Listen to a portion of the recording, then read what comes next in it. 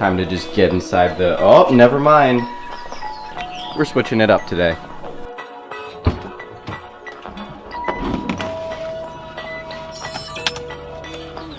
So pretty much all of my videos recently have been about my Scion FRS, Monica.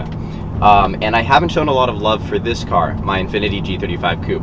I still own this car. It's my daily driver. Monica is my build car and like my track car, while this is the car that I drive every day. And I honestly feel bad I haven't shown this car a lot of love recently because I've been putting so much effort into Monica. But this is an amazing car. And in fact, I'm gonna go as far as to say that this is the perfect combination of a sports car and a daily driver. And today I'm gonna explain to you guys why I think this is the perfect option if you're looking for a good mix of sportiness but also daily drivability.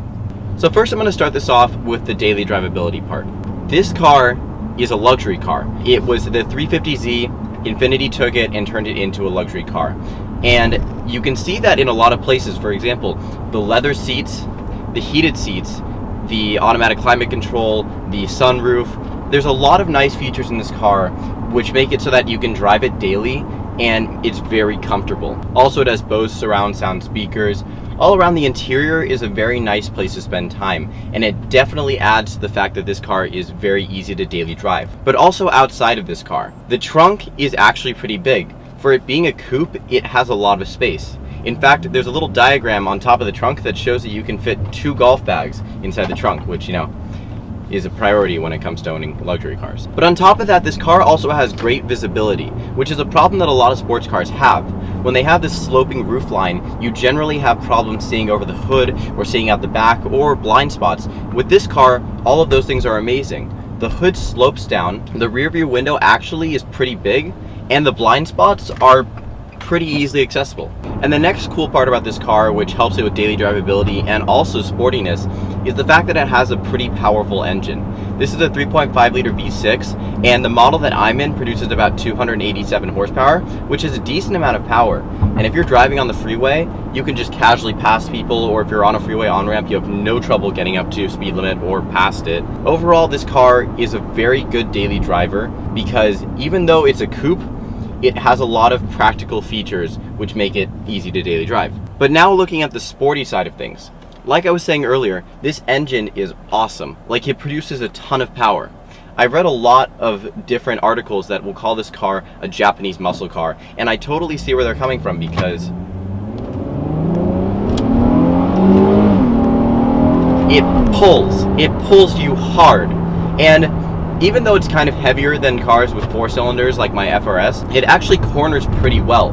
Like, this car controls the weight of the body very well through the corners. And I wouldn't go as far as to call it a canyon car, but it's something that you can easily take through the canyons and have a lot of fun. And mix that with the amount of power coming out of this engine, you have a great car. And on top of that, this car also comes in a manual transmission, so it adds a lot of sportiness to the driving experience if you get that. But if you want an automatic like my car, you can get that, which will help with the LA traffic, which I have to suffer through every time I drive to work. So this car has great power, handles really well, and also it has a huge aftermarket base. The 350Z and the G35 have a lot of aftermarket parts available through Stillen and different companies like that. So if there's anything about this car that you don't like, you can easily upgrade it and modify it to make it an even more sporty and fun car. So overall, this car is a very good mix of daily drivability because it's so practical, and fun because it's just a super fun car. Now, I will admit that there are some drawbacks with this car because even though it's a good mix of daily drivability and sportiness, those two do cross over each other and kind of at some points cancel each other out. Let me explain. This car handles really well, like I was saying, but at the same time, the fact that it has very tight suspension to handle very well also will make it uncomfortable to drive every once in a while.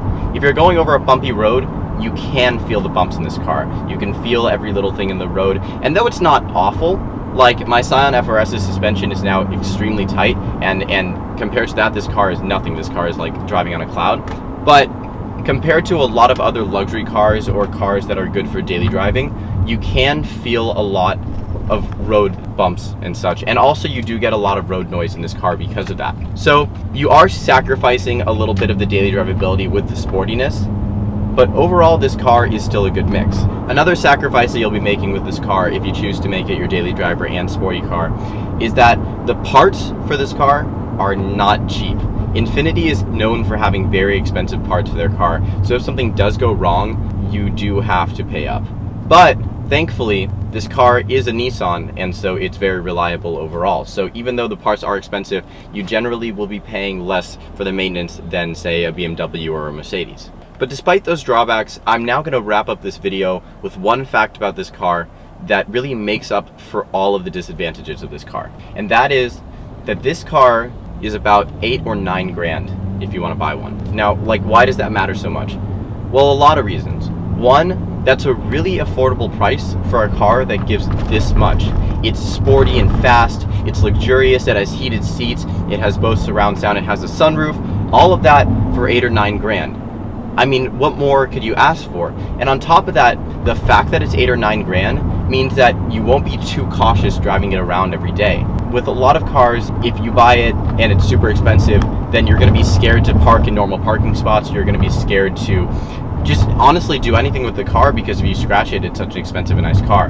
While with this car, though it's super nice, it's also decently affordable, and so you can still park in the front of restaurants and stuff like that and not be super worried. And I think that that makes up for the fact that there are a couple drawbacks with this car. It's just that it's so affordable, and because of that, you feel so comfortable driving it. So overall, the Infiniti G35 Coupe is an amazing mix of drivability, like daily drivability, and sportiness because it's so powerful, so fun, but also so practical and so luxurious with like these leather seats and heated seats. If you've never had a car with heated seats, I would definitely recommend trying it because it is by far my favorite feature of this car. But anyways, thank you guys so much for watching this video. I hope you guys enjoyed it. And if you guys want to see more stuff with the G35, feel free to comment below or like this video, and I'll try to include more G35 stuff.